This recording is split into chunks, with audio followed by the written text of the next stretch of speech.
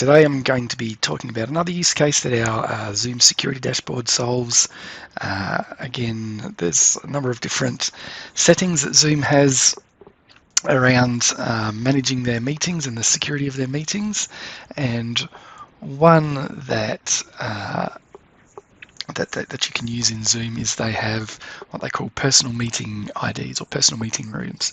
So normally when you start a Zoom meeting or generate a Zoom meeting, Zoom automatically generates a random meeting ID for each meeting that's started. However, each user has their own personal meeting ID, which is a static number. So there are some scenarios where that might be a useful thing, particularly if you're using internal meetings, so you don't have to give people a new meeting number every single time. You just say, I'm going to have a regular meeting on this time, here's the number, here's the meeting number, just type in your number to join, type in the meeting number to join. So there may be some scenarios where you do that, but that would normally be in only if internal people are joining. You wouldn't normally do that if you have external people joining the meeting, because having a static meeting ID publicly available is a security risk. So the use case this time is Tony, the Chief Information Security Officer, wants to make sure that people are following the company policy of not using personal meeting IDs. So you can now see the security dashboard here. It's this tile in the top at the middle that we're talking about. So this tells us which users have been using the personal meeting ID and how many meetings they've held using that personal meeting ID based on the time period that you have in the filter.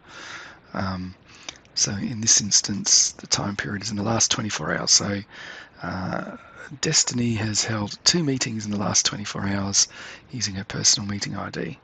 So that's not really, that's not following company policy, and there's a number of other people here have used it once as well. So Tony's going to follow up with Destiny initially, and we can actually drill down into this to see more details about that as well. If we drill down into that, you can see how many meetings they've had. So in this instance it's a bit easier because there's only 2 and 1, but you can actually drill down into this further and see what the actual meetings were. You can see here is the details of the 2 meetings, the meeting ID. You can see that they're completed, you can see when they were held, how long they went for, and how many participants were there. So this one here had 17 participants, so that one there had 7. So if we drill down into that one, you can see here, here's the 7 participants. You can see who they were. You'd be able to see if they were a guest, you'd be able to, that'd be flagged as guests, and you'd be able to see how many people were involved in that meeting that were guests. So you could then go and talk to Destiny and say, look, you're not following company policy, and take whatever appropriate actions are to address that. If you were seeing lots of people using their personal meeting ID, you can then go to Zoom, and the settings within Zoom will allow you to set that at the account level, or if it's a particular group of users at the user group level, to lock that so that people can't actually use the personal meeting ID and they have to use a generated Zoom meeting ID every single time.